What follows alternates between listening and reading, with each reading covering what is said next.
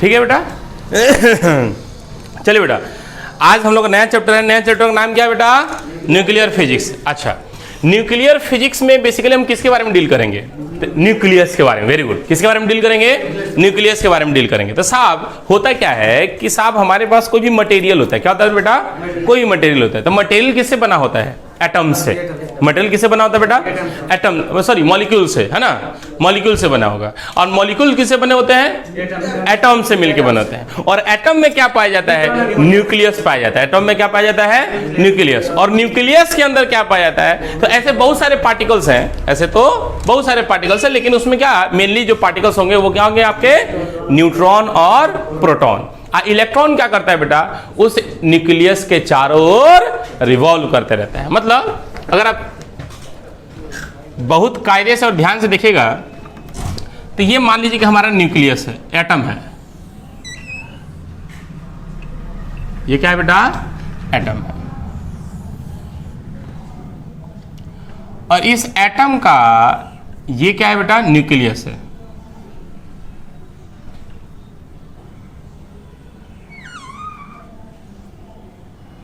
ठीक है, इसको बोलते हैं हम लोग न्यूक्लियस। और ये पूरा का पूरा क्या कहलाएगा? हमारा एटम। इस न्यूक्लियस में हमारा होता है प्रोटॉन प्लस न्यूट्रॉन। प्रोटॉन को P से दिखा रहे हैं, न्यूट्रॉन को N से दिखा रहे हैं। और इसके चारों ओर कौन रिवॉल्व करते रहता है? इलेक्ट्रॉन रिवॉल्व करते रहते हैं। अरे बोलो हाँ कि नहीं? तो साहब कहते हैं क्या कि साहब जो हम लोग का चैप्टर है न्यूक्लियर फिजिक्स, न्यूक्लियर फिजिक्स में सिर्फ और सिर्फ इस न्यूक्लियस के बारे में बात करते हैं। और इस न्यूक्लियस में बेसिकली क्या प्रेजेंट होता है बेटा? प्रोटॉन प्रेजेंट होता है और न्यूट्रॉन प्रेजेंट होता है। ठीक है, अब कहते हैं क्या कि साहब थोड़ा सा हम लोग बात करते हैं और इलेक्ट्रॉन चारों ओर रिवॉल्व करते रहते हैं। तो सबसे पहले हम लोग बात करते हैं क्या कि सर प्रोटॉन का मास के बारे में सबसे पहले बात करते हैं। तो हम लोग बात करते हैं मास of proton. Mass of proton मतलब क्या हो जाएगा बेटा? MP। तो मास ऑफ प्रोटॉन कितना होता है? याद है किसी को? 1.672 गुने 10 के पावर -27 kg। अच्छा, मास ऑफ न्यूट्रॉन NEUTRON, न्यूट्रॉन। तो मास ऑफ न्यूट्रॉन कितना होता है बेटा? 1.674 गुने 10 के पावर -27 kg। अच्छा, ऐसे ही बेटा याद कर रखना है कि मास ऑफ इलेक्ट्रॉन, तो इलेक्ट्रॉन का मास कितना होता है? Mass of electron is equals to 9.1 into 10⁻31 kg। ठीक है। अच्छा, हम लोग इलेक्ट्रोस्टैटिक में तो थोड़ा बहुत पढ़े ही हैं। इलेक्ट्रोस्टैटिक में पढ़े हैं बाबू कि सर प्रोटॉन पे पॉजिटिवली चार्ज पार्टिकल, प्रोटॉन क्या है? पॉजिटिवली चार्ज पार्टिकल है। प्रोटॉन क्या है? पॉजिटिवली चार्ज पार्टिकल है। मतलब इसमें प्लस पॉजिटिव चार्ज होते हैं, मतलब धनात्मक धनात्मक आवेशित होते हैं, धन आवेशित होते हैं, ऐसे बोलते हैं। क्या बोलते हैं उसको? धन आवेशित होते हैं।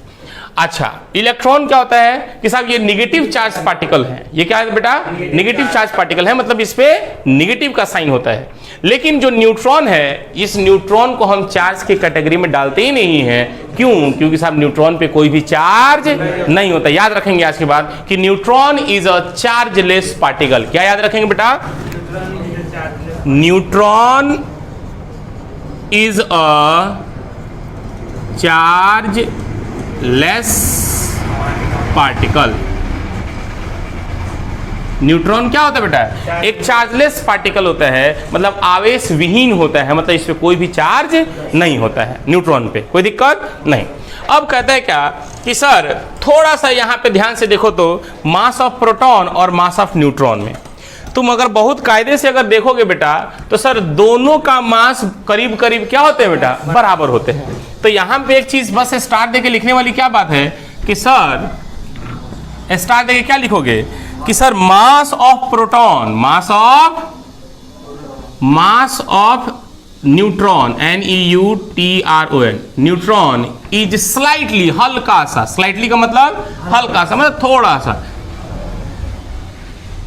Slightly greater GREATER, greater then mass of proton. कैसे? तो यहां पे 1.67 2 है, यहां पे क्या है न्यूट्रॉन में 1.674 है।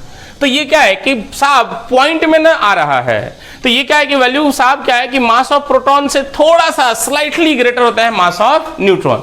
लेकिन आप अमूमन बोल सकते हैं कि mass of neutron is approximately equals to mass of proton.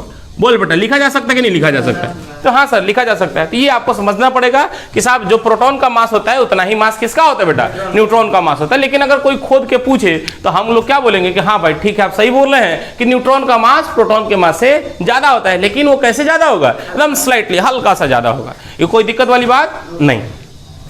तो अब कहते हैं क्या कि साहब सबसे पहले अब जरूरी क्या है कि सब हम लोग एटम के बारे में पढ़ने वाले हैं, न्यूक्लियस के बारे में पढ़ने वाले हैं। तो सबसे पहले हम लोग बात करेंगे कि साहब रिप्रेजेंटेशन ऑफ एटम या न्यूक्लियस, है ना। किसी भी एटम को हम लोग रिप्रेजेंट कैसे करते हैं बेटा? किसी भी एटम को हम लोग रिप्रेजेंट कैसे करते हैं? अब ध्यान से देखो बेटा, कहता है क्या कि रिप्रेजेंटेशन ऑफ एटम, क्या पढ़ने वाले हैं? Representation of atom. अभी तक क्या पढ़ लिया बेटा कि मास ऑफ प्रोटॉन और मास ऑफ न्यूट्रॉन क्या होते हैं? दोनों बराबर होते हैं। तो नेक्स्ट लिखेंगे बेटा रिप्रेजेंटेशन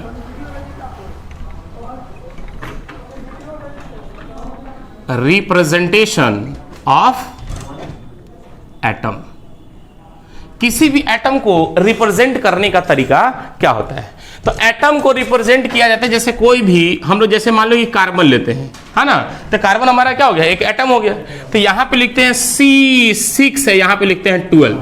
अरे हाँ ना, तो बोल ऐसे लिखते हैं कि नहीं लिखते? या कई बार आप ऐसे भी लिख सकते हैं C612, ऐसे भी लिखा जा सकता है, कोई दिक्कत वाली बात नहीं।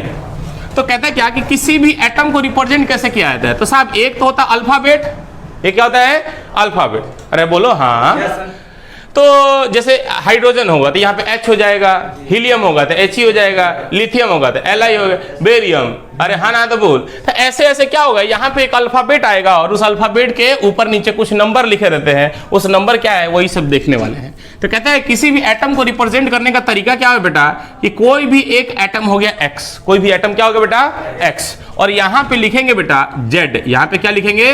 Z। और ऊपर में क्या लिखेंगे? A। इसको आप इधर भी A लिख सकते हैं, कोई दिक्कत वाली बात नहीं। अब कहते हैं क्या कि सर ये Z क्या है और A क्या है? तो इस Z को बोलते हैं, बोलो क्या बोलते हैं इसको? Z को एटॉमिक नंबर। और एटॉमिक नंबर किसके बराबर होते हैं? Number of proton. Atomic number किसके बराबर होते हैं बेटा? नंबर ऑफ प्रोटॉन के बराबर होते हैं। मतलब जितना यहां पे लिखा रहेगा उतना ही उस पे क्या होगा बेटा? प्रोटॉन की भी संख्या होगी। बोलो कोई दिक्कत नहीं। और यहीं पे लिख देंगे कि फॉर न्यूट्रल एटम, अगर एटम हमारा क्या है? न्यूट्रल है, मतलब इस पे कोई भी एक्स्ट्रा चार्ज नहीं है, तो उसके लिए हम लिखेंगे कि Z बराबर P बराबर E। मतलब क्या है बेटा? जो एटॉमिक नंबर जो होगा वो बराबर होगा नंबर ऑफ प्रोटॉन और वो बराबर होगा नंबर ऑफ इलेक्ट्रॉन के। बोलो कोई दिक्कत?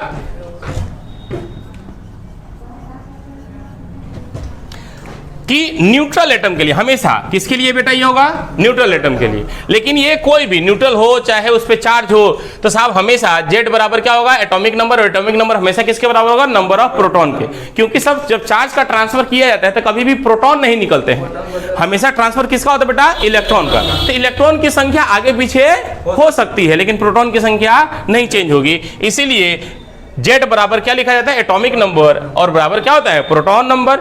और फॉर न्यूट्रल एटम के लिए लेते हैं कि साहब मतलब उस पर कोई भी चार्ज अगर उस एटम पे नहीं है तो जितना Z बराबर लिखते हैं P और P बराबर क्या लिखते हैं? E। मतलब एटॉमिक नंबर जो भी होगा वो किसके बराबर होगा? नंबर ऑफ प्रोटॉन और नंबर ऑफ इलेक्ट्रॉन। अच्छा, इस Z के बारे में हम लोग तो पूरा डिटेल मार लिए बेटा। अब आते हैं इस A के बारे में। इस A को क्या बोलते हैं? सब लोग बोलेंगे इस A को क्या बोलेंगे? मास नंबर बोलेंगे। क्या ये एटॉमिक मास है? क्या ये मास नंबर एटॉमिक मास बराबर होते हैं? क्या सेम होता है या इसी को एटॉमिक मास भी बोला जा सकता है? एवरेज लिया जाता है। एवरेज लिया था, बहुत बढ़िया, एब्सोल्युटली राइट बेटा। ए को बोलते हैं हम लोग मास नंबर। क्या बोलते हैं इसको? Mass number. ए को क्या बोलेंगे हम लोग? मास नंबर बोलते हैं। और ये कभी भी एटॉमिक मास के बराबर नहीं हो भी सकता है, लेकिन ये एटॉमिक मास इसको नहीं बोलते हैं। ये ऊपर में जो ए लिखा रहता है ये कभी भी एटॉमिक मास नहीं रिप्रेजेंट करता है। ये किसको रिप्रेजेंट करता है ये बेटा? ये मास नंबर को रिप्रेजेंट करता है। किसको रिप्रेजेंट करता है? मास नंबर को रिप्रेजेंट करता है। ठीक है। एटॉमिक मास क्या होता है? जैसे कार्बन के, जैसे हम लोग कोई भी आइसोटोप्स वगैरह लेते हैं, जैसे कोई भी एटम हो गया, उस एटम के क्या होते हैं? बहुत सारे आइसोटोप्स होते हैं। तो बहुत सारे आइसोटोप्स का क्या लेते हैं? एवरेज ले लेते हैं। मतलब कोई भी चंक ऑफ एटम है, उस चंक ऑफ एटम का क्या लेते हैं? एवरेज ले लेते हैं। या आइसोटोप्स का क्या ले लेंगे बेटा? एवरेज ले लेंगे। तो एवरेज, उनके मासेस का एवरेज लेंगे, तो जो एवरेज लेने पे जो उनका मास आएगा, है ना, तो उसी को बोलते हैं एटॉमिक मास बोलते हैं। और ये एटॉमिक मास हमेशा क्या होगा बेटा? पॉइंट में, फ्रैक्शन में हो सकता है। एटॉमिक मास क्या होगा बेटा? पॉइंट फ्रैक्शन में हो सकता है। ठीक है। लेकिन जो मास नंबर होता है ये कभी भी पॉइंट और फ्रैक्शन में नहीं होगा, ये हमेशा एक इंटीजर वैल्यू होगा। ये क्या होगा बेटा? इंटीजर वैल्यू होगा। क्योंकि वो एवरेज लिया जाता है, तो एवरेज लिया जाने में तो उसमें पॉइंट और फ्रैक्शन में तो आ ही जाएगा, है ना। तो वही चीज है। तो ए को बोलते हैं हम लोग मास नंबर। और मास नंबर किसके बराबर होता है? तो कहता है क्या कि ए बराबर होता है, मास नंबर जो बराबर होता है, मास नंबर जो होता है वो किसके बराबर होता है? नंबर ऑफ प्रोटॉन प्लस, हमेशा याद रखिएगा बेटा, इसका बहुत जरूरत काम पड़ेगा। मास नंबर किसके बराबर होता है? तो number of proton plus number of neutron. Very good, neutron. मतलब ए बराबर क्या हो जाएगा बेटा? P plus N. ए बराबर क्या होगा? P प्लस एन के बराबर हो जाएगा। बोलो कोई दिक्कत नहीं। अब इसी से हम लोग को क्या होता है कि जैसे कोई भी एटम है, उस एटम में कितने नंबर ऑफ न्यूट्रॉन्स हैं, कि उस न्यूक्लियस में कितने नंबर ऑफ न्यूट्रॉन्स हैं, उस न्यूट्रॉन्स को निकालने का तरीका क्या है? तो ध्यान से देखिएगा। चूंकि हमने क्या लिखा है? ए बराबर P प्लस, अरे ए बराबर P प्लस एन। तो सोचो, एन तो नंबर ऑफ न्यूट्रॉन्स को रिप्रेजेंट कर रहा है। एन क्या रिप्रेजेंट कर रहा है? नंबर ऑफ न्यूट्रॉन्स को। तो एन बराबर क्या लिख सकते हैं? ए माइनस पी। अरे नहीं आया। और P का मतलब क्या है? जेड। P का मतलब क्या है? अरे P का आप ऐसे भी लिख सकते ना, n बराबर क्या हो जाएगा? a minus Z. आप ऐसे भी लिख सकते, कोई दिक्कत नहीं है, क्योंकि z बराबर P होता है। तो तुम सोचो, अगर नंबर ऑफ न्यूट्रॉन्स निकालना है तो कुछ नहीं बेटा, खटाक से इसमें से इसको घटा देंगे, ऊपर वाले में से नीचे वाले को घटा दो, वही आपका क्या रिप्रेजेंट करने का? Number of neutrons. नहीं आया? कोई दिक्कत? शाबाश बेटा। हाँ, तो यही आपको क्या करना है बेटा? सिंपल सा इसको याद रखना है कि सब किसी भी एटम में कितने नंबर ऑफ न्यूट्रॉन्स होंगे, उसको निकालने का तरीका है n बराबर a minus Z. That's it, खत्म। आई कहता है क्या कि बाबू, जैसे अभी हम लोग थोड़ा देर पहले पढ़े हैं कि सर जो एक प्रोटॉन का जो मास होता है तो वो 10⁻⁻17 के ऑर्डर में होता है। एक न्यूट्रॉन पे भी जो मास होता है वो 10⁻27 के भी ऑर्डर में होता है। इलेक्ट्रॉन पे जो मास होता है वो -31 के ऑर्डर में होता है ना। तो साहब ये मासेस क्या है? बहुत ज़्यादा है कि बहुत कम है? बहुत कम है। जैसे आप सोना जाइएगा तो बेसिकली हम लोग की उतनी होता नहीं है कि साहब हम लोग 5 किलो 10 किलो सोना खरीदने जाए मार्केट में, है ना। तो हम लोग इसलिए सोना को किसमें हम लोग सोना खरीदते हैं तो 2 ग्राम, 5 ग्राम, 10 ग्राम, 15 ग्राम, 20 ग्राम, 25 ग्राम ऐसे खरीदते हैं। अरे ऐसे नहीं खरीदते हैं। तो इसलिए क्या है कि साहब ये क्या है? 2 ग्राम, 5 ग्राम, 10 ग्राम, ये क्या है? किलो का बहुत, मास का बहुत छोटा सा वैल्यू है। तो बहुत से छोटे से वैल्यू के लिए हम लोग क्या यूज करते हैं बेटा? भर या भरी।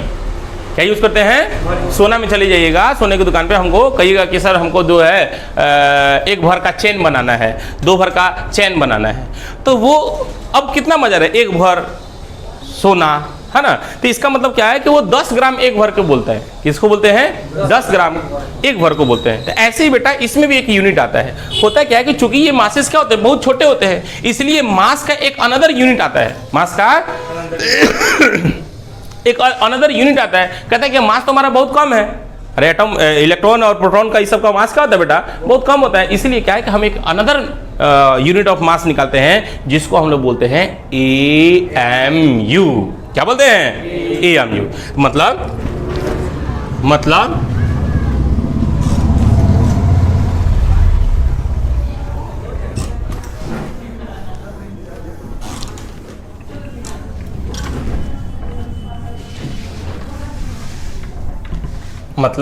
अब ध्यान से देखिए, कहता है क्या कि ANOTHER another unit of mass. एक तो हम लोग अभी केजी में मेजर कर रहे थे बेटा, तो केजी में मेजर कर रहे थे तो वैल्यू क्या हो रही थी, बहुत छोटी हो रही थी।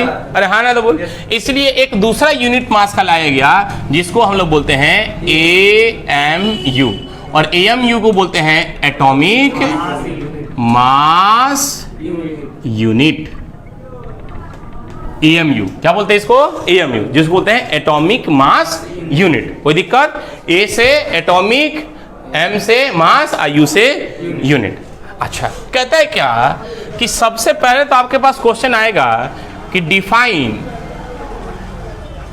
1 AMU या 1 एटॉमिक मास यूनिट। अब कहता है क्या कि सर ये 1 AMU किसे कहते हैं? 1 AMU किसको लिया गया? आखिर स्टैंडर्ड लिया गया, जैसे एक भर है तो एक भर किसको लिया गया? 10 ग्राम को एक भर बोला गया। वैसे ही बेटा 1 AMU किसको बोलेंगे? 1 AMU किसके बराबर होगा? तो कहा क्या गया कि ध्यान से देख बेटा, कहते हैं क्या कि एक एटम लिया गया C612। क्या लिया गया? तो कहता है क्या C612 एटम का जो मास होगा, C612 एटम का जो मास होगा, क्योंकि इसके बहुत सारे आइसोटोप्स भी होते हैं, इसको क्या होते हैं, बहुत सारे आइसोटोप्स होते हैं, मतलब C614 हो सकता है, C613 भी होता है। अरे हाँ ना, तो बोल, तो ऐसे इनमें से सिर्फ किसको लिया गया बेटा? C612 वालों को लिया गया। तो कह रहे क्या कि इस कार्बन एटम का जो मास है उसका 1/12 हिस्सा या भाग, 1/12 हिस्सा या भाग 1 AMU के बराबर होगा। वो किसके बराबर होगा बेटा? उसी को बोला गया 1 AMU। मतलब कि साहब 1/12 part of C612 atom, 1/12 part of mass of C612 atom is called 1 AMU।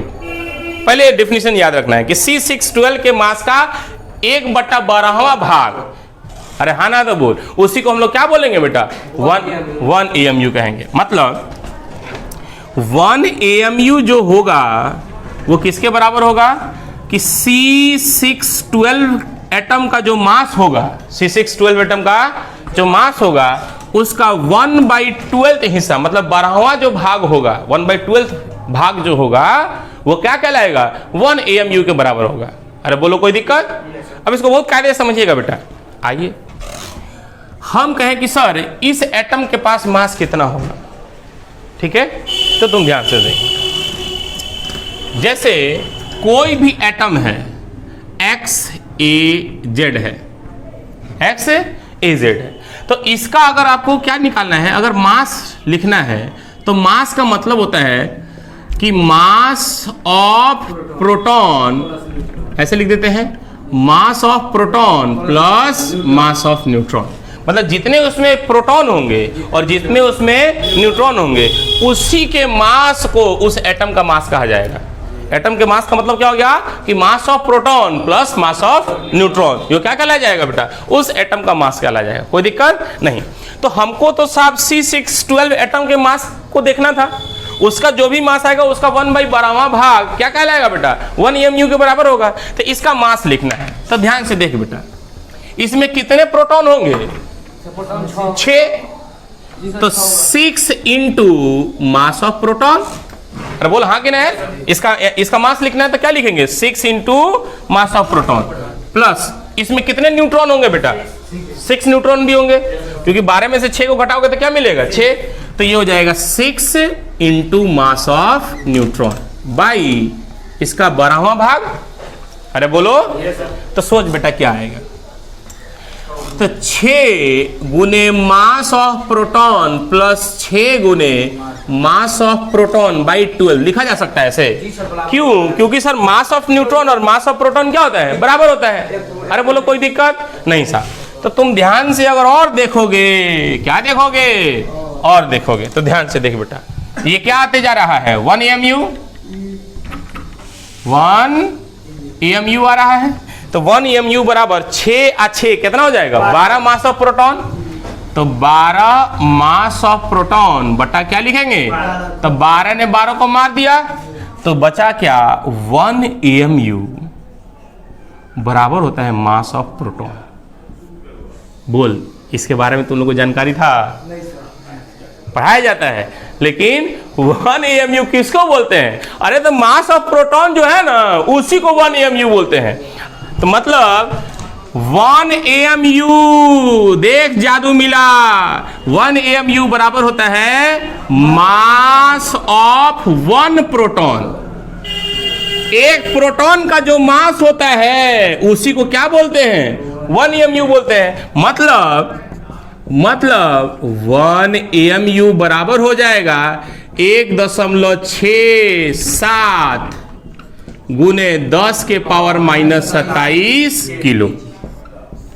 तो आपको आज के बाद क्या याद रखना है बेटा, 1 AMU बराबर कुछ नहीं, this is the mass of proton होता है। 1 AMU क्या होता है बेटा, मास ऑफ प्रोटॉन। स्टैंडर्ड ले लिया गया, मास ऑफ प्रोटॉन को 1 AMU बोलते हैं। अरे नहीं आया, बोलो कोई दिक्कत, कोई दिक्कत, कोई शक, कोई शक, कोई बुराई नहीं है।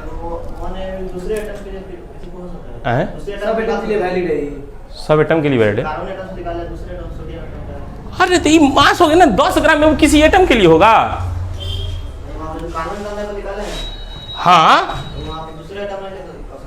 ना दूसरे को नहीं लेके करोगे, क्योंकि 1 AMU हमेशा इतना केजी के बराबर होगा, और इतने केजी को डिफाइन करने के लिए ये प्रोसेस लिया गया है कि C612 के ही 12वें भाग को 1 AMU बोलते हैं। और C612 का 12वां भाग क्या आ रहा है, एक वो मास ऑफ प्रोटॉन के बराबर आ रहा है। तो इसलिए आज के बाद हम लोग क्या सीख लिए बेटा कि 1 AMU किसको बोलते हैं, मास ऑफ प्रोटॉन को बोलते हैं। बोलो कोई दिक्कत नहीं। ये बहुत सब लोग 1 AMU पढ़ाते हैं, AMU कौन नहीं पढ़ाता है, सब लोग पढ़ाते हैं, लेकिन असल में जानकारी नहीं रहता कि 1 AMU किसे बोलते हैं। रटना पड़ता है। अब यार अब रटने की जरूरत है। वेरी गुड बेटा। आओ अब और भी देखिए, इसमें कहता है कि 1 AMU मतलब क्या होगा, मास ऑफ प्रोटॉन के बराबर हो गया। अगर हम बोले कि जैसे हमको किसी एटम का मास निकालना हो, किसी एटम का मास निकालना है, किस में, AMU में, तो लेट्स देखिए, ध्यान से देखिए।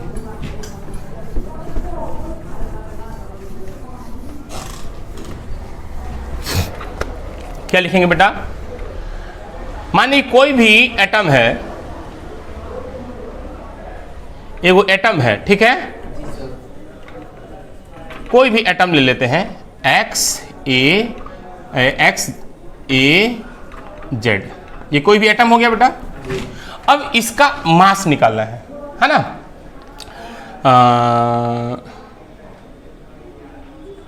हम लोग क्या पढ़ने वाले हैं, मास ऑफ 1 एटम। इस एटम का हमको क्या निकालना है बेटा, मास निकालना है। कोई भी एक एटम है, ठीक है, XAZ है ना। इस एटम का हमको क्या निकालना है बेटा, मास निकालना है। अब इस एटम का मास क्या होगा बेटा, ठीक है, तो घबराना नहीं। हाँ AMU में निकालेंगे। तो ध्यान से देख बेटा, कहता है क्या कि एक एटम का जो मास होगा, तो मास ऑफ 1 एटम बराबर, मास ऑफ 1 एटम बराबर क्या होगा, बोलो, मास of proton plus mass of, अभी सीखा। अरे यार एक एटम का मास निकालना मतलब मास of proton plus mass of neutron. तो तुम सोचो कि साहब इस पे कितना प्रोटॉन होगा, Z प्रोटॉन। तो इसमें नंबर ऑफ प्रोटॉन, बोल कितना होगा, नंबर ऑफ प्रोटॉन कितना होगा, और नंबर ऑफ न्यूट्रॉन कितना होगा, नंबर ऑफ न्यूट्रॉन कितना होगा, A-Z। तो क्या लिखेंगे, मास ऑफ प्रोटॉन। तो Z वो प्रोटॉन है ना, तो Z into mass of proton लिखेंगे, प्लस Z A-Z ना, तो A-Z into mass of neutron. अरे हाँ ना, तो बोल। तो तुम सोचो कि साहब मास ऑफ प्रोटॉन को क्या बोलते हैं, 1 AMU, इसको ना AMU बोलते हैं। तो इसको बोलेंगे Z AMU प्लस A-Z, ये भी AMU हो जाएगा, क्योंकि न्यूट्रॉन का भी मास प्रोटॉन के मास के बराबर होता है। तो क्या लिखेंगे, Z AMU, किसी भी एटम का मास अगर निकालना है तो Z AMU plus A-Z AMU लिखेंगे। तो ध्यान से देख, ये क्या आ गया, Z AMU plus A AMU minus Z AMU। तो यहां से क्या जेड AMU कट गया, तो साहब कितना आ गया AMU। अरे सर ये तो और आसान आ गया, किसी भी एटम का जो मास निकालना है, तो सर ये होगा वही इसका, उसको AMU बता दीजिए, वो AMU बोलते हैं। किसी भी एटम का जो मास अगर लिखना है बेटा, किसी भी एटम का मास लिखना है तो सिंपली क्या करना है कि साहब जो भी उसका मास नंबर होगा उसी में AMU लिख देना है, काम खत्म।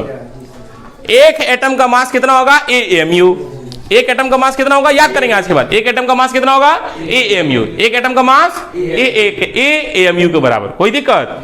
अच्छा तो एक एटम का मास निकल गया। अब आपसे क्वेश्चन पूछे कि 1 मोल ऑफ एटम का मास कितना होगा, क्वेश्चन पूछे कि 1 मोल ऑफ एटम का मास कितना होता है, घबराना नहीं है। आइए यहां ध्यान से देखिए, आपसे पूछेगा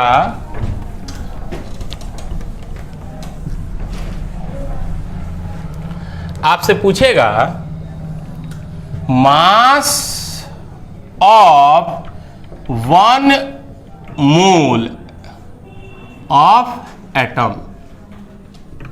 अरे हाँ ना तो बोल, तो 1 मोल ऑफ एटम का मतलब क्या हो गया बेटा कि साहब एक एटम का मास कितना होता है AMU के बराबर होता है, और इसमें 1 मोल, तो एक एटम का इतना मास होता है, तो 1 मोल का मास कितना होगा, तो एवोगाड्रो नंबर से मल्टीप्लाई कर देंगे। अरे बोलो हाँ क्या है, तो एवोगाड्रो नंबर होता है 6.023 गुने 10 to the power 23। अरे बोलो हाँ क्या है। अच्छा तो AMU का मास, AMU का मतलब क्या होता है कितना किलो, तो 1.67 गुने 10 के पावर माइनस 27 किलो गुने 6.023 इंटू 10 टू द पावर 23। बोली किस में आ गया, केजी में। Mass of 1 mole of atom इतना केजी के बराबर आएगा।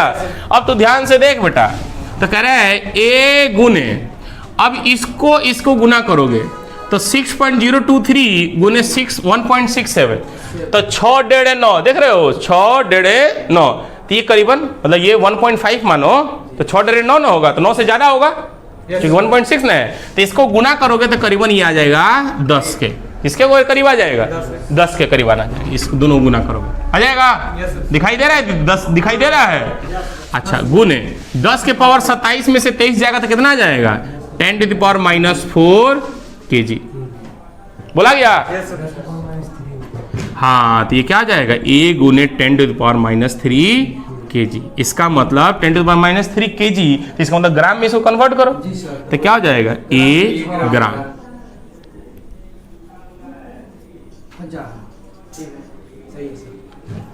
अरे तेरी के, ये तो और अच्छा रिजल्ट आ गया सर, ये तो और अच्छा रिजल्ट आ गया कि सर अगर एक एटम का मास याद करना है तो घबराने की बात नहीं, एक एटम का मास हो जाएगा AMU। एक मोल ऑफ एटम का मास अगर निकालना है, 1 मोल एटम का मास अगर निकालना है तो A ग्राम। नहीं आया सर कि हाँ A में ग्राम लगा दीजिए, एक एटम का मास AMU, एक मोल ऑफ एटम का मास A ग्राम, काम खत्म। बोलो कितना सही तरीके से आ रहा है, क्या समझ में आ रहा है, क्या सब चीज आ रहा है, बोलो कोई दिक्कत कोई बुराई नहीं है। तो साहब इतना चीज हम लोग को एकदम बेसिक से चीज, ये सब चीज हमको क्या आना चाहिए बेटा, आना चाहिए, ठीक है, एकदम बेसिक से शुरुआती से आपको बताया जा रहा है, ठीक है, टेंशन नहीं लेना है। अब इतना हम लोग पढ़ लिए हैं, तो इसके बाद हम लोग जो पढ़ेंगे बेटा, अब क्या पढ़ना है बोलो, एटॉमिक मास। तो बता दिए एटॉमिक मास क्या होता है बेटा, it is the average of chunk of large number of atoms, it is the average of chunk of large number of large chunk मतलब टुकड़ा, हाँ एक तरीके से है ना। It is the average of क्या होता है बेटा, आइसोटोप्स। ये आइसोटोप्स का क्या होता है बेटा, एवरेज होते हैं, उसी को क्या बोलते हैं बेटा, एटॉमिक मास बोलते हैं। बोलो कोई दिक्कत, लिखा हुआ है उसमें। अब हम लोग किसके बारे में बात करेंगे कि साहब आइसोटोप्स के बारे में बात करेंगे, आइसोटोन्स के बारे में बात करेंगे, आइसोबार के बारे में बात करेंगे। आइए बेटा, याद है आप लोग को, अरे केमिस्ट्री में पढ़ा ना तुम लोग, तो सबसे पहले हम लोग पढ़ेंगे अब आइसोटॉप के बारे में, आइसोटॉप्स के बारे में। आइसोटॉप्स का मतलब क्या समझ में आता है, तो साहब जैसे कोई भी एटम है, तो जैसे मान लो कि कार्बन एटम ले लेते हैं, ठीक है, तो ये C6 12 और C6 14, है ना। कह रहे कि ये दोनों हमारे आइसोटोप्स हैं, आइसोटोन्स हैं या आइसोबार हैं? ये आइसोटोप्स कहलाते हैं। क्यों कहलाते हैं? तो कहता है क्या कि ऐसे एटम जिनका एटॉमिक नंबर सेम हो लेकिन मास नंबर क्या हो बेटा? डिफरेंट हो। एटॉमिक नंबर क्या हो बेटा? सेम हो। अरे आइसोटॉप्स किसे कहते हैं? The atoms which have same atomic number but different in mass number is called isotopes. मतलब ये दोनों हमारे क्या है बेटा? आइसोटोप्स है। ये दोनों क्या है? आइसोटोप्स। ऐसे हाइड्रोजन के भी आइसोटोप्स होते हैं, ड्यूटेरियम, है ना, याद है? हाँ, न्यूक्लियम भी होता है सर, वो ड्यूटेरियम, ट्राइटियम, तीन होता है सर। हाँ, 3 होता है। तो ड्यूटेरियम होता है, ट्राइटियम होता है, एक और होता है नहीं आई। खैर, तो ये आइसोटोप समझ में आ गया बेटा? अच्छा, ऐसे ही आता है बेटा आइसोटोन्स। क्या आता है बेटा? आइसोटोन्स किसे कहते हैं? कहते हैं क्या कि साहब इलेक्ट्रॉन नहीं, आइसोटोन्स मतलब नंबर ऑफ न्यूट्रॉन्स इसमें सेम होगा। इसमें क्या होगा बेटा? नंबर ऑफ न्यूट्रॉन सेम होंगे लेकिन इनका एटॉमिक नंबर क्या होगा बेटा? अलग अलग होगा। क्या होगा? अलग अलग होगा। जैसे आप देखिएगा तो लिथियम ले लीजिए, बेरिलियम ले लीजिए, ठीक है। तो लिथियम 7 और 4 और ये 8, ठीक है। तो ये लिथियम और बेरिलियम, अरे हाँ ना, तो बोल, इन दोनों में अगर आप देखिएगा तो नंबर ऑफ न्यूट्रॉन्स इसमें कितने होंगे बेटा? 4 - 3 कितना होगा? 7 - 3 कितना होगा? 4। जबकि इसमें भी नंबर ऑफ न्यूट्रॉन्स देखिएगा बेटा तो इसमें कितना आएगा? 8 में से 4 गया बेटा, कितना हो जाएगा? 4 ही हो जाएगा। तो साहब ये ऐसे दो एटम्स हैं जिनके पास नंबर ऑफ न्यूट्रॉन्स क्या है? सेम है, बट एटॉमिक नंबर इनका क्या है बेटा? डिफरेंट होता है। तो इन्हीं को ही हम लोग क्या बोलते हैं बेटा? आइसोटोन्स बोलते हैं। क्या बोलते हैं इनको? आइसोटोन्स बोलते हैं। बोलो, कोई दिक्कत नहीं। इसके बाद हमारा आता है बेटा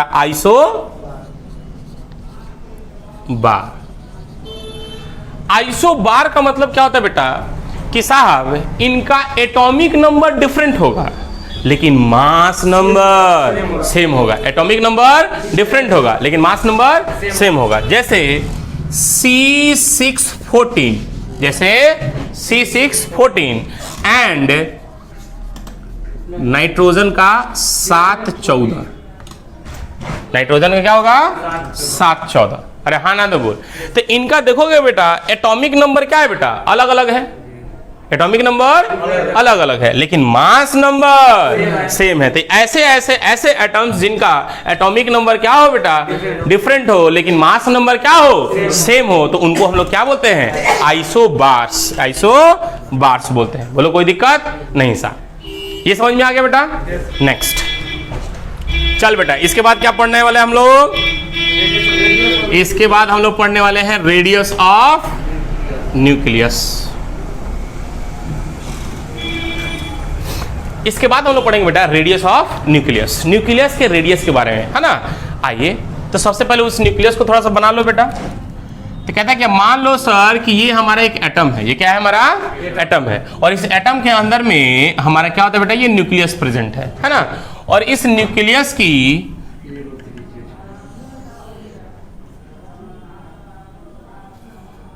न्यूक्लियस की अपनी रेडियस क्या है बेटा? R। और इस एटम की रेडियस क्या मानते हैं बेटा? R, कैपिटल R, ठीक है। तो R बराबर क्या है? रेडियस ऑफ, हेडिंग क्या है हमारा? Radius of nucleus.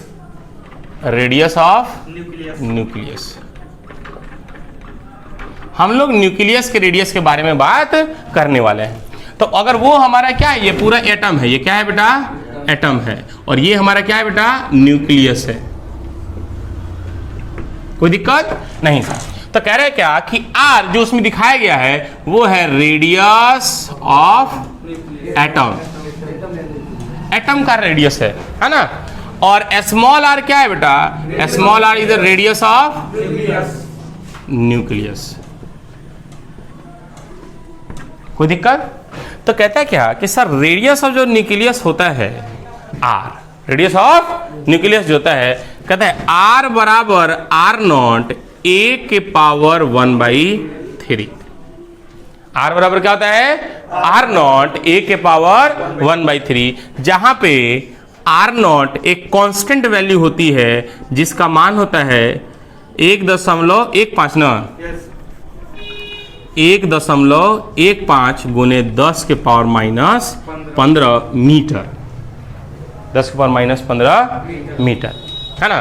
और इसी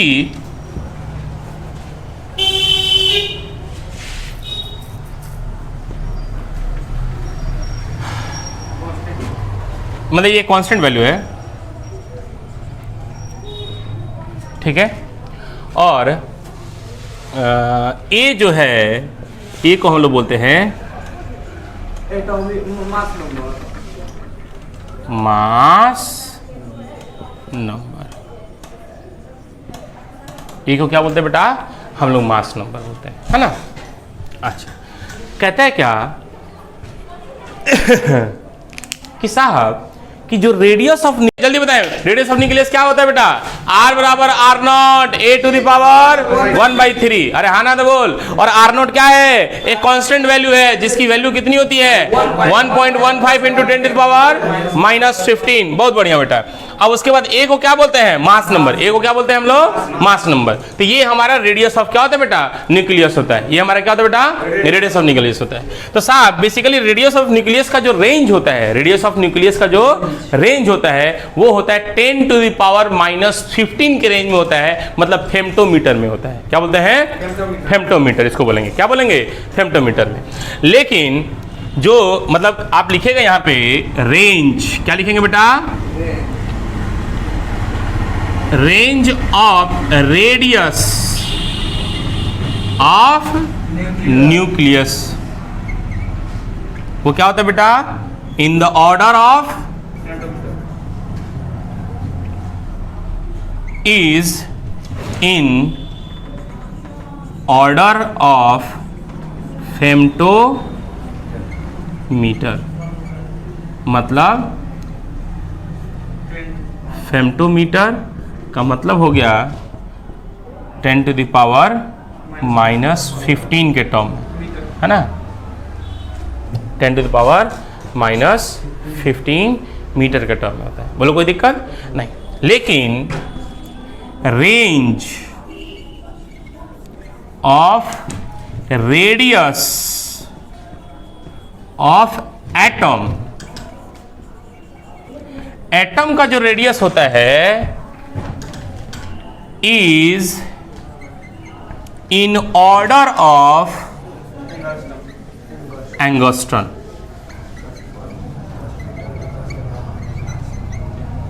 मतलब 10 to the power minus 10 metre के टर्म में होता है। अरे हाँ ना तो बोल। मतलब तुम सोचो कि साहब रेडियस ऑफ एटम बड़ा है कि रेडियस ऑफ न्यूक्लियस बड़ा है? एटम बड़ा है, क्योंकि ये 10 टू द पावर माइनस 10 है, जबकि ये 10 टू द पावर माइनस 15 होता है। मतलब न्यूक्लियस बहुत छोटा होता है। न्यूक्लियस का होता है बेटा? बहुत छोटा होता है। तो इसी प्रकार से हम लोग अब बात करेंगे, रेडियस ऑफ न्यूक्लियस की बात खत्म हो गई। अब हम लोग बात करेंगे डेंसिटी ऑफ न्यूक्लियस। किसके बारे में बात करेंगे बेटा? Density of nucleus. तो हेडिंग डालेंगे बेटा डेंसिटी ऑफ न्यूक्लियस।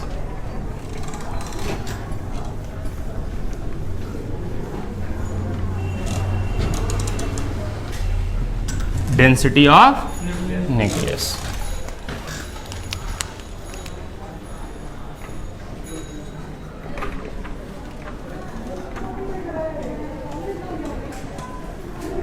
न्यूक्लियस की डेंसिटी क्या होगी बेटा, है ना। आइए तो सोचो कि डेंसिटी बराबर क्या होता है? मास पर यूनिट वॉल्यूम। अरे हाँ ना तो बोल। और तुम सोचो मास, किसी भी एटम का मास क्या होता है बेटा? AMU। अरे कितना होता है? अरे किसी भी एटम का मास कितना होता है? AMU। अभी तो पढ़े। अरे हाँ ना तो बोल। अब डायरेक्ट याद हो गया ना।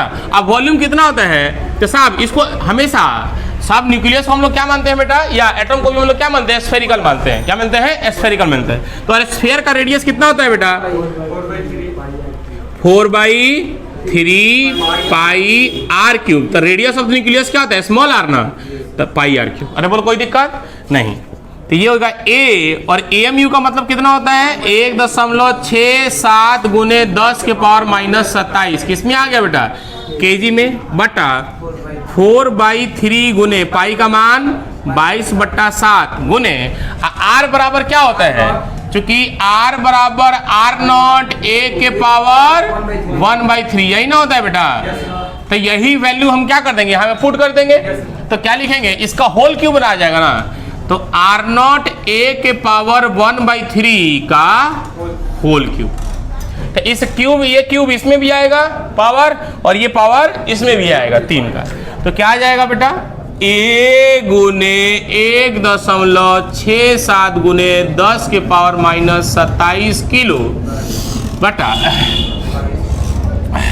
4/3 गुने 22/7 गुने R0 का पावर 3 गुने a हो जाएगा, क्योंकि a के पावर 1/3 गुने 3, तो क्या हो जाएगा, a ही हो जाएगा, a हो गया। अब साहब आप देखोगे कि क्या a से a कट गया। अच्छा, और देखिएगा डेंसिटी ऑफ क्या पढ़ रहे हैं हम लोग, न्यूक्लियस। तो ऊपर में आ गया 1.67 गुने 10 के पावर -27 बाई मीटर क्यूब में आ गया बाई, उसको रहने दो, वैल्यू याद है हमको, 22/7 गुने R0 की वैल्यू पुट कर सकते हैं। R0 का मान क्या था, 1.15 गुने 10 के पावर माइनस का होल क्यूब। अरे हाँ ना तो बोल, जब इसको काटोगे तो आंसर आ जाएगा 2.97 है ना,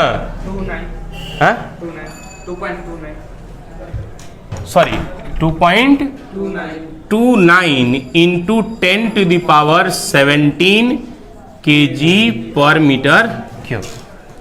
2 इसको जब काट छाट कीजिएगा बेटा, है ना, आप कैलकुलेटर से काट उठ लीजिएगा, तो काटिएगा तो आपको वैल्यू कितना आएगा, 2.29 इंटू 10⁻17 kg पर मीटर क्यूब।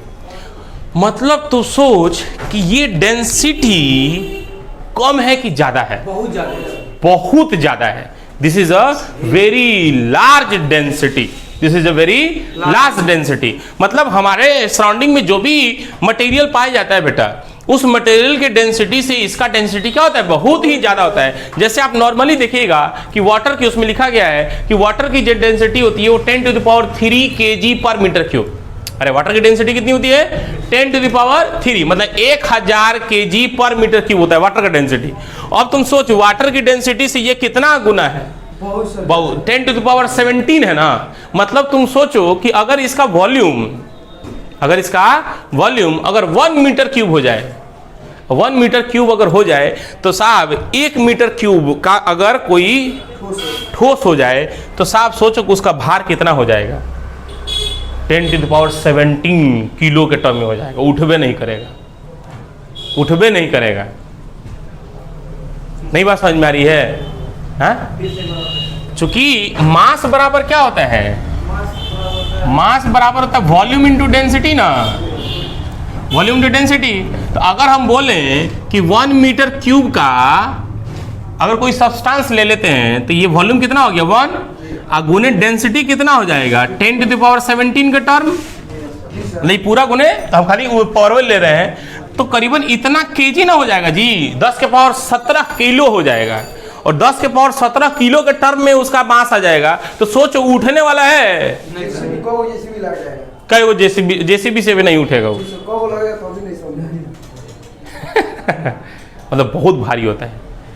आज साहब हम लोग किसी भी एटम को क्या करते हैं, सोचो एक सेकंड, हम सोचो कि हम लोग इसमें बहुत सारे एटम्स होंगे, अब इसको हम आसानी से उठा पटक देते हैं, अरे हाँ ना बोल। इसका मतलब सोचो कि इसकी जो न्यूक्लियस की वॉल्यूम होगी वो कितनी छोटी होगी, बहुत छोटी, मतलब उसमें स्पेस बहुत कम होगा।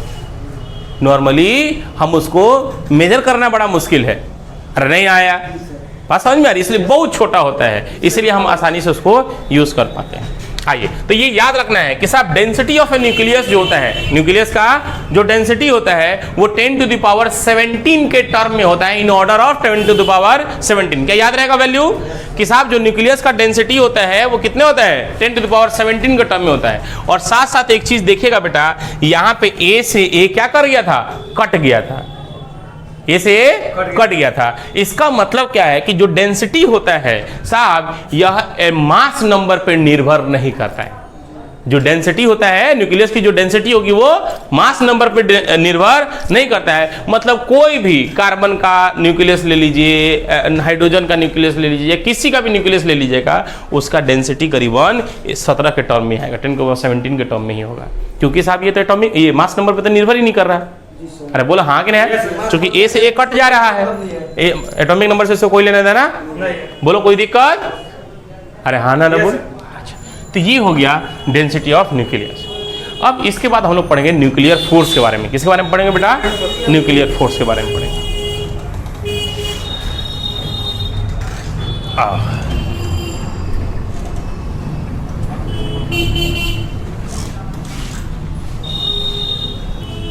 कहते हैं क्या कि साहब ये न्यूक्लियर फोर्स क्या होता है, तो न्यूक्लियर फोर्स बेसिकली एक शॉर्ट रेंज फोर्स होता है। हेडिंग डालेंगे बेटा, न्यूक्लियर फोर्स। तो न्यूक्लियर फोर्स किसे कहते हैं बेटा, तो nuclear force it is a short range force. Nuclear force क्या है, it is a short range force, it is a short range force होता है जो प्रोटॉन प्रोटॉन जो को प्रोटॉन प्रोटॉन, न्यूट्रॉन न्यूट्रॉन और प्रोटॉन न्यूट्रॉन को आपस में बांध के रखता है। अरे यार बोलना पड़ेगा कि ये न्यूक्लियर फोर्स किसे कहते हैं बेटा, कि साहब कि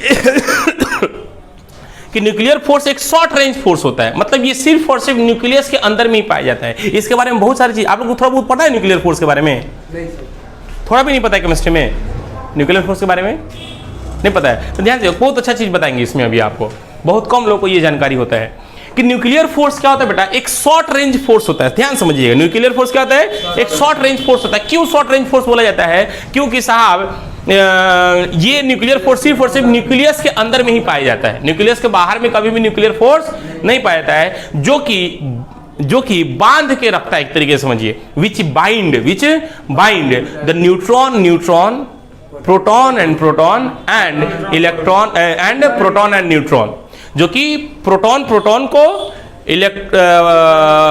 न्यूट्रॉन न्यूट्रॉन को और प्रोटॉन न्यूट्रॉन को आपस में क्या करता है, न्यूक्लियस के अंदर में बांध के रखता है, बांधे हुए होता है।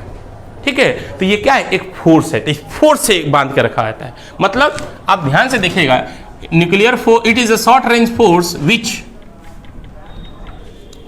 Bind the neutron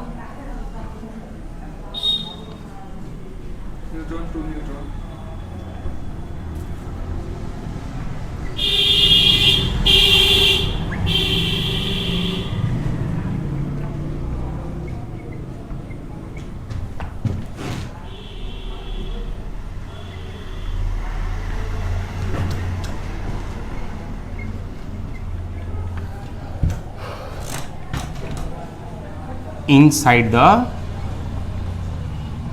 nucleus।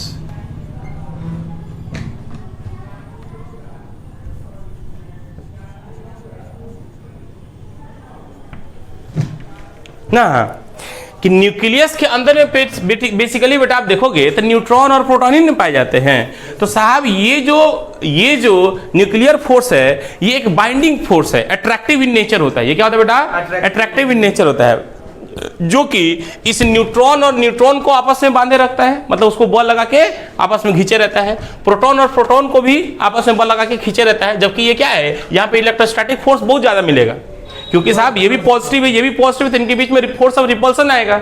लेकिन इस रिपल्सन को क्या करता है बेटा, ओवरकम कर देता है। उस रिपल्सन को भी क्या करता है, ओवरकम करता है। कौन, तो न्यूक्लियर फोर्स। कौन, और उसको जोर से खींचते हैं। हाँ, और जोर से खींचता है, अभी दिखाएंगे। और प्रोटॉन और न्यूट्रॉन के बीच में भी ये फोर्स लगता है। जैसे मान लो कि अगर हम एक हीलियम एटम लेते हैं, किसका लेते हैं बेटा, एक हीलियम एटम की बारे में बात करते हैं, तो ध्यान से देखो, हीलियम न्यूक्लियस के बारे में बात करते हैं। मतलब ये न्यूक्लियस हो गया बेटा, ये क्या हो गया, न्यूक्लियस हो गया। तो हीलियम में क्या होता है, 2He4 होगा, मतलब प्रोटॉन कितने होंगे इसमें, 2, और न्यूट्रॉन भी कितने होंगे, 2। तो मान लो बेटा यहाँ पे प्रोटॉन प्रोटॉन न्यूट्रॉन न्यूट्रॉन हो गया, ठीक है। तो साहब ये जो न्यूक्लियर फोर्स है ये न्यूक्लियस के अंदर में ही लगेगा, और क्या करेगा कि ध्यान से देखिए, ये प्रोटॉन और प्रोटॉन को भी, प्रोटॉन और न्यूट्रॉन को आपस में खींच के रखेगा, फोर्स ऑफ अट्रैक्शन इनके बीच में लगेगा। इनके बीच में, न्यूट्रॉन और प्रोटॉन के बीच में भी क्या लगेगा, फोर्स ऑफ अट्रैक्शन लगेगा।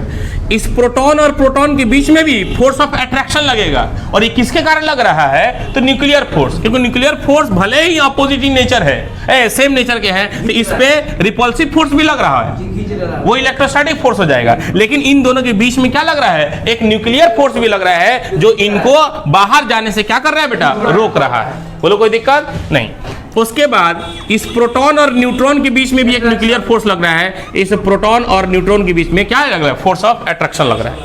लेकिन क्या एक फोर्स ऑफ रिपल्सन भी लग रहा है, जी सर। और वो फोर्स ऑफ रिपल्सन क्या हो रहा है बेटा, ये प्रोटॉन और इस प्रोटॉन के बीच में फोर्स ऑफ रिपल्सन लग रहा है, इलेक्ट्रोस्टैटिक फोर्स लग रहा है। अरे बोला हाँ कि नहीं। बाकी ये जितने सारे दिखाई दे रहे हैं, ये सब के सब क्या है बेटा, न्यूक्लियर फोर्स है। ग्लू की तरह होता है। हाँ, इसमें न्यूक्लियस में क्या होता है, ग्लू की तरह उसका नेचर होता है, प्रोटॉन और न्यूट्रॉन। अच्छा, इसीलिए वो उसमें रहता है, हाई वाला ऑर्डर होगा।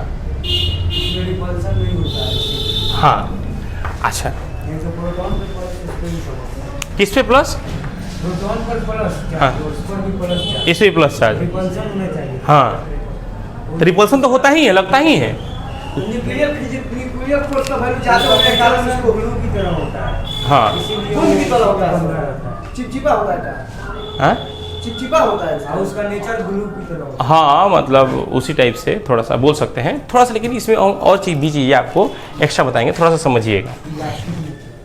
होता है, हाँ, इलास्टिक नेचर टाइप के होते हैं। ये बहुत बढ़िया बात कि साहब ये जो न्यूक्लियर फोर्स जो है ये इलास्टिक नेचर टाइप के होते हैं। ये क्या होता है बेटा, इलास्टिक नेचर टाइप के होते हैं। और ये कैसे इलास्टिक नेचर टाइप के होते हैं वो हम आपको अभी बता रहे हैं, वो अभी समझाएंगे।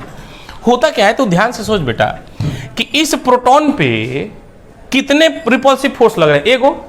लेकिन इसको अट्रैक्टिव फोर्स कितने लग रहे हैं इस प्रोटॉन पे, 1 2 3। अरे हाँ ना देखो, तो कह रहा है क्या कि यहाँ पे फोर्स ऑफ अट्रैक्शन ज्यादा है, लेकिन फोर्स ऑफ रिपल्सन क्या हो रहा है बेटा, कम है। फोर्स ऑफ रिपल्सन क्या है, कम है। तो इसलिए ये क्या करेंगे, सब आपस में क्या करे रहते हैं बेटा, सटने लगता है। हाँ, ये आपस में एक मतलब इस न्यूक्लियस से बाहर नहीं जा पाते हैं, एक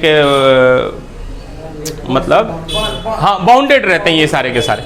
अब तो ध्यान से देख, कहता है क्या कि सर ये फोर्स प्रोटॉन और प्रोटॉन के बीच का, प्रोटॉन और प्रोटॉन के बीच में ये फोर्स कैसा बेटा, न्यूक्लियर फोर्स। ये प्रोटॉन और प्रोटॉन के बीच में क्या होता है, ये न्यूक्लियर फोर्स लग रहा है। और न्यूट्रॉन और न्यूट्रॉन के बीच में भी क्या लग रहा है बेटा, न्यूक्लियर फोर्स।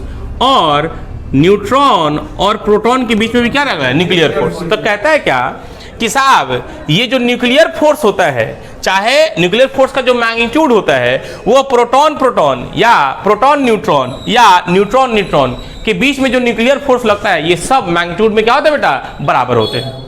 हमेशा याद रखना कि प्रोटॉन और प्रोटॉन के बीच में भी जो न्यूक्लियर फोर्स लग रहा है, न्यूट्रॉन और न्यूट्रॉन के बीच में जो न्यूक्लियर फोर्स लग रहा है, और न्यूट्रॉन और प्रोटॉन के बीच में जो न्यूक्लियर फोर्स लग रहा है, इन सभी का मैग्नीट्यूड आपस में क्या होता है बेटा, 100% बराबर होता है। अरे बोलो कोई दिक्कत वाली बात नहीं है।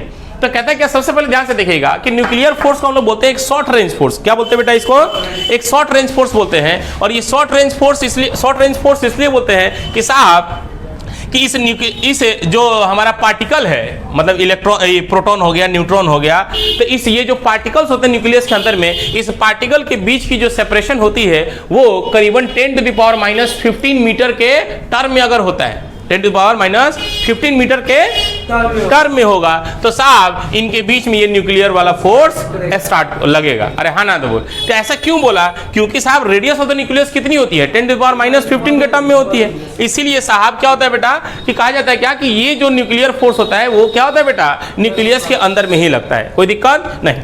अब इसके बाद क्या होता है कि थोड़ा सा और चीजों के बारे में हम लोग डिस्कस करेंगे। तो यही हमारा न्यूक्लियर फोर्स होता है। अब कहता है कि न्यूक्लियर फोर्स की कुछ प्रॉपर्टीज होती हैं, जो कि अभी इलास्टिक नेचर वाला जो बात कही गई है ना, तो उसी के बारे में हम आपको बताने वाले हैं। तो ध्यान से सोचो कि सर अगर इतना फोर्स ऑफ अट्रैक्शन लग रहा है, इतना फोर्स ऑफ अट्रैक्शन ही लग रहा है, तो ये क्या करना चाहिए? तो न्यूक्लियस जो है, न्यूक्लियस क्या हो जाना चाहिए? कोलैप्स हो जाना चाहिए था। अगर सिर्फ और सिर्फ फोर्स ऑफ अट्रैक्शन ही लग रहा है तो न्यूक्लियस को क्या हो जाना चाहिए बेटा? कोलैप्स हो जाना चाहिए। अरे हाँ ना तो बोल। लेकिन होता क्या है, ध्यान से समझिएगा कि साहब जब ये जो हमारा पार्टिकल्स हैं, ये जो हमारे पार्टिकल्स हैं, इन पार्टिकल्स के बीच का सेपरेशन 10⁻⁻15 के टर्म में होता है। अरे हाँ ना तो बोल। तो 10⁻⁻15 के टर्म में होता है, तब उनके बीच में फोर्स ऑफ अट्रैक्शन लगता है। उनके बीच में क्या लगता है बेटा? फोर्स ऑफ अट्रैक्शन लगता है।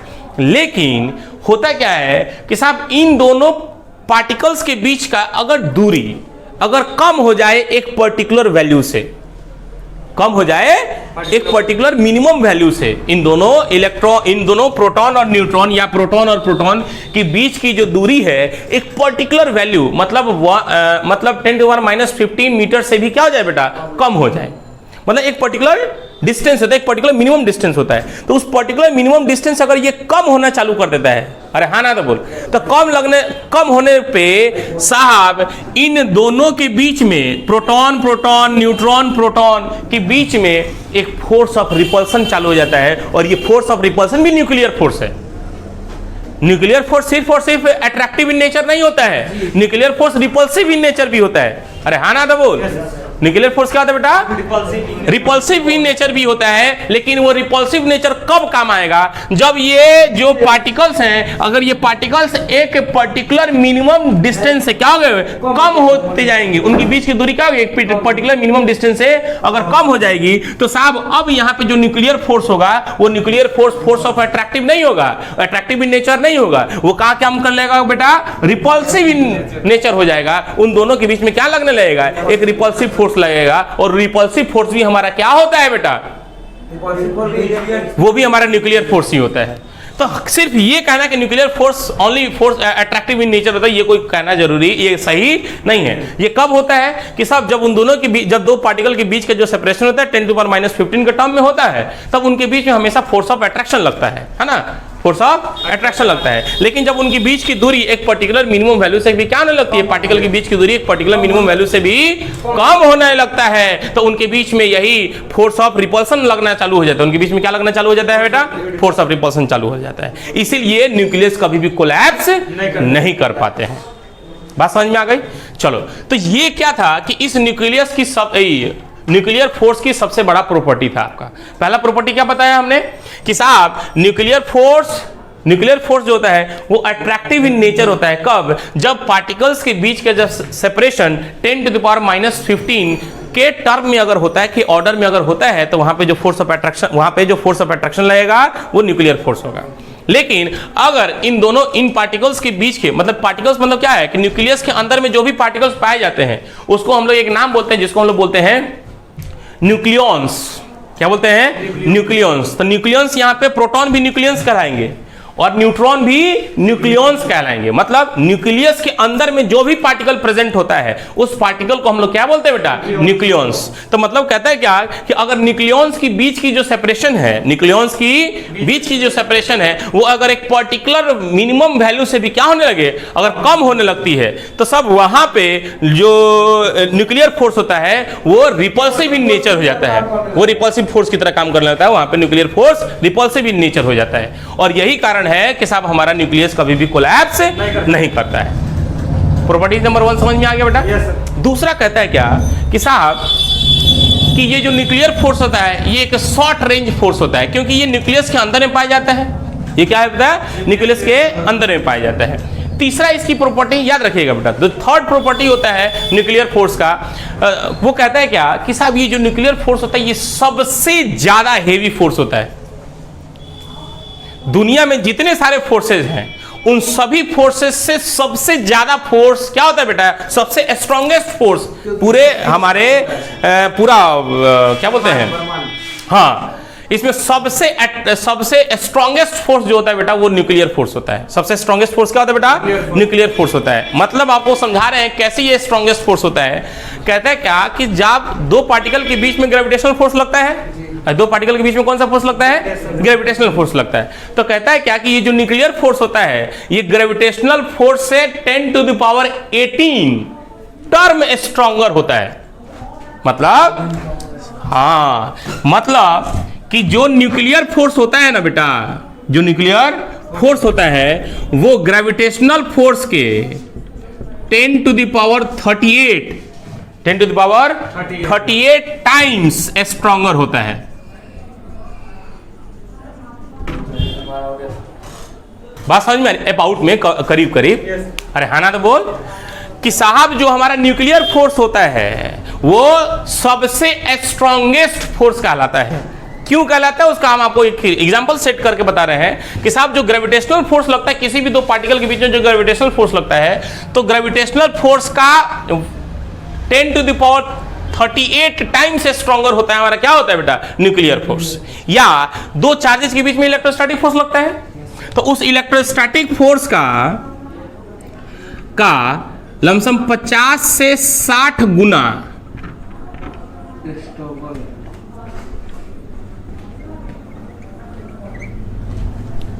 समझिए, 50 से 60 गुना स्ट्रॉन्गर न्यूक्लियर फोर्स होता है। किस से? तो इलेक्ट्रोस्टैटिक फोर्स से। तो इलेक्ट्रोस्टैटिक फोर्स से 50 से 60 गुना स्ट्रॉन्गर मजबूत होता है बेटा कौन? न्यूक्लियर फोर्स होता है। बात समझ में आ गई? इसलिए जो हमारा न्यूक्लियर फोर्स होता है वो क्या होता है? सबसे स्ट्रॉन्गेस्ट फोर्स कहलाता है। कोई दिक्कत नहीं। इसके बाद एक प्रॉपर्टी होती है बेटा, प्रॉपर्टी नंबर 4। वो प्रॉपर्टी नंबर 4 क्या कहता है कि साहब जैसे इलेक्ट्रोस्टैटिक फोर्स क्या कहलाता है? सेंट्रल फोर्स कहलाता है। इलेक्ट्रोस्टैटिक फोर्स क्या कहलाता है? सेंट्रल फोर्स कहलाता है, क्योंकि साहब these forces always act along the line joining the two charge particle. लेकिन हाँ, लेकिन कि साहब ये जो हमारा न्यूक्लियर फोर्स होता है इसको हम लोग नॉन सेंट्रल फोर्सेस इसको कहते हैं। क्या बोलते हैं इसको? नॉन सेंट्रल फोर्सेस बोलते हैं। क्यों इसको नॉन सेंट्रल फोर्सेस बोलते हैं? क्यों कि जो क्या बोलते हैं nuclear force are called non central forces because they do not act along the line joining of the nucleons. Nucleons के लाइन ज्वाइनिंग में ये फोर्स एक्ट नहीं करता है, जिसके कारण इसको नॉन सेंट्रल फोर्सेस क्या कहे जाते हैं? कहा जाता है। कोई दिक्कत वाली बात नहीं? कोई दिक्कत नहीं। उसके बाद जो लास्ट इसका प्रॉपर्टी कहलाता है बेटा कि साहब लास्ट प्रॉपर्टी यही कहलाता है, ये वाला कि साहब कि जो हमारा न्यूक्लियर फोर्स होता है ये चार्ज पे निर्भर नहीं करता है।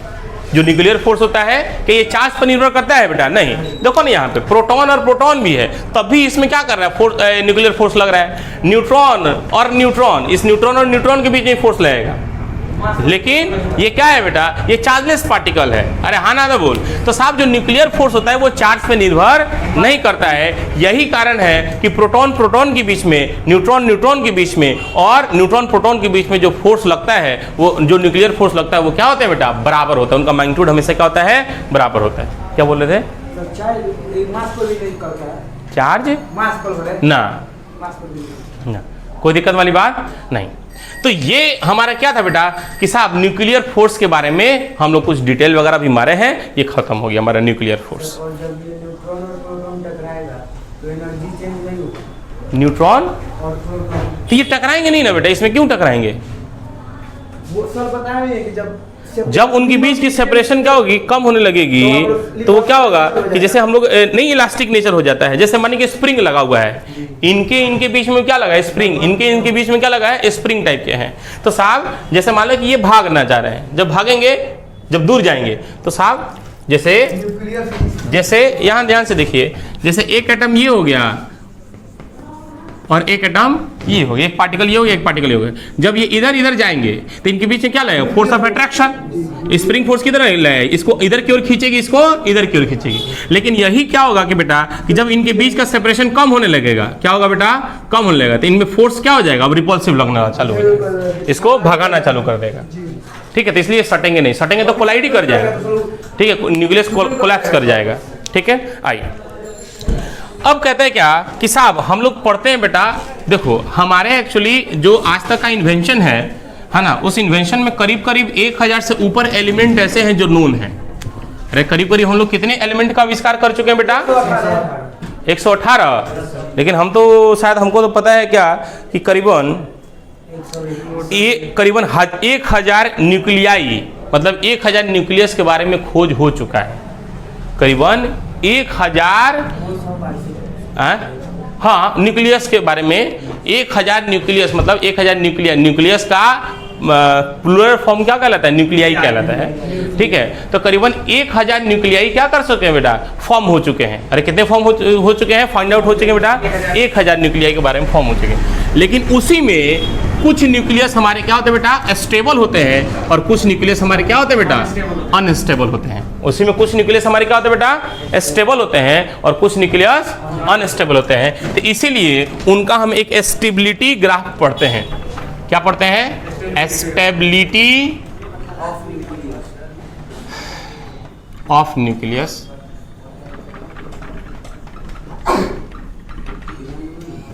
Stability of nucleus. तो स्टेबिलिटी ऑफ न्यूक्लियस के लिए साहब हम वाई एक्सिस के अलोंग ले लेते हैं number of neutrons.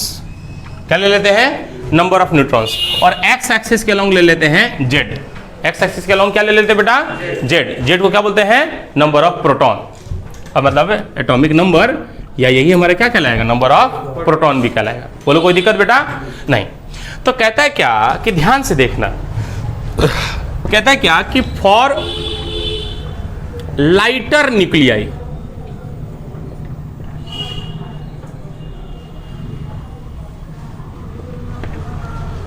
Lighter nuclei मतलब जिनका न्यूक्लियस क्या है बेटा? बहुत छोटा है। मतलब एटॉमिक नंबर जिनका atomic number is less than 20। अरे हाँ ना तो बोल, या 20 के बराबर। जिनका एटॉमिक नंबर क्या होता है? 20 से कम होता है, 20 से कम होता है, तो वो साहब क्या कहलाएंगे? लाइटर न्यूक्लियाई कहलाएंगे। क्या होते हैं? Lighter nuclei. और इसमें देखिएगा लाइटर न्यूक्लियाई में कि नंबर ऑफ प्रोटॉन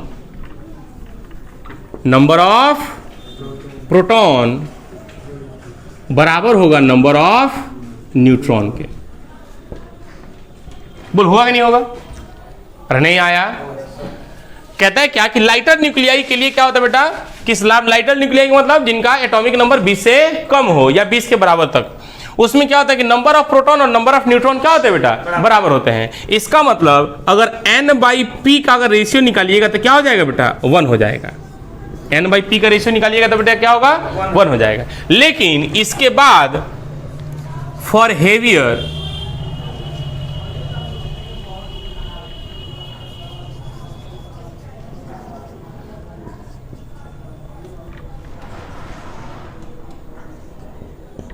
लेकिन हेवियर न्यूक्लियाई के लिए देखिएगा कि जैसे जैसे एटॉमिक नंबर बढ़ते जाता है तो उनका n का नंबर ऑफ न्यूट्रॉन्स क्या होने लगते हैं बेटा? बढ़ने शुरू हो जाते हैं। जैसे जैसे एटॉमिक नंबर मतलब जेड की वैल्यू जैसे जैसे बढ़नी चालू हो जाती है बेटा, वैसे वैसे उनका नंबर ऑफ न्यूट्रॉन्स क्या होने लगता है बेटा? बढ़ने लगता है। अरे हाँ ना तो बोल। तो इसीलिए उन्होंने कहा देखा कि अगर हेवियर न्यूक्लियाई के लिए n/p का रेशियो मतलब नंबर ऑफ न्यूट्रॉन्स और प्रोटॉन का जो रेशियो है अगर लेस देन 1.5 है, लेस देन 1.5 या 3/2 लिख लीजिए, एक ही बात है। अगर लेस देन 1.5 है तो साहब ये जो न्यूक्लियस होंगे वो क्या होंगे बेटा? स्टेबल होंगे। हैवी न्यूक्लियस के लिए ये क्या होंगे? स्टेबल होंगे। लेकिन जिसमें जितने नंबर ऑफ प्रोटॉन होंगे उतने नंबर ऑफ न्यूट्रॉन अगर होते हैं तो वो स्टेबल तो होंगे ही होंगे, लेकिन बड़े न्यूक्लियाई के लिए देखा गया क्या कि अगर n/p का रेशियो अगर लेस देन 1.5 है तो वो भी क्या कहलाएंगे बेटा, स्टेबल कहलाएंगे। बोलो कोई दिक्कत नहीं। तो साहब एक ग्राफ प्लॉट किया गया जेड, हाँ तो ये बराबर हो गया ना, मतलब आप ऐसे भी लिख सकते हैं, आप ऐसे भी लिख सकते हैं। बोलो कोई दिक्कत नहीं। कहा क्या गया कि ध्यान से देखिए, एक ऐसे स्ट्रेट लाइन जिस पे क्या हुआ, एटॉमिक नंबर कितना हो गया 20, तो 20 के लिए नंबर ऑफ न्यूट्रॉन्स भी कितने होंगे बेटा 20 ही हो जाएंगे, क्योंकि ये क्या है नंबर ऑफ न्यूट्रॉन्स है, ये क्या है बेटा एटॉमिक नंबर, ये क्या है बेटा इधर एटॉमिक नंबर है, और इधर क्या है बेटा नंबर ऑफ न्यूट्रॉन्स है।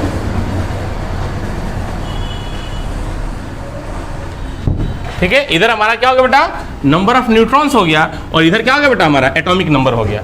तो हमने 20 तक देखा क्या कि 20 तक में ये लाइन एकदम स्ट्रेट लाइन जा रही है, ये क्या लाइन जा रही है बेटा स्ट्रेट लाइन जा रही है।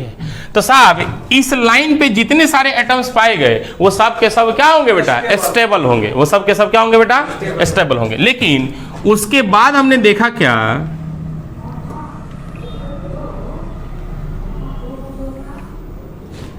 उसके बाद देखे क्या कि साहब इस लाइन से हट के एक इधर की ओर एलिमेंट मिल रहा है जिनका n/p का रेशियो लेस देन क्या है बेटा 1 है। तो इस वाले एक तरीके से ये क्या बोलते हैं बेल्ट आ गया, बेल्ट है। तो इस बेल्ट में जितने सारे, इस बेल्ट में जितने सारे न्यूक्लियाई प्रेजेंट मिले, मतलब n/p का रेशियो हम लोग जब देखे तो साहब इनका n/p का रेशियो, इसका n/p का रेशियो क्या है बेटा 1.5 से क्या है कम है, क्या है कम है। तो इस बेल्ट में जो भी पाए गए इसको बोलते हैं हम लोग स्टेबिलिटी बेल्ट, इसको क्या बोलते हैं हम लोग स्टेबिलिटी बेल्ट, और इसमें जो भी न्यूक्लियस मिले गए स्टेबल न्यूक्लियस मिले, इसी को बोलते हैं स्टेबिलिटी बेल्ट, है ना।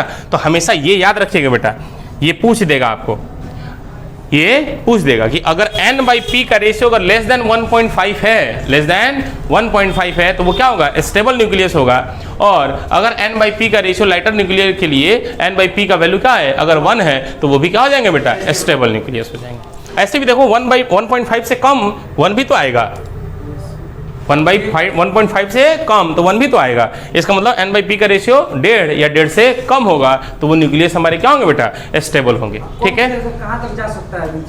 बंद कर दीजिए।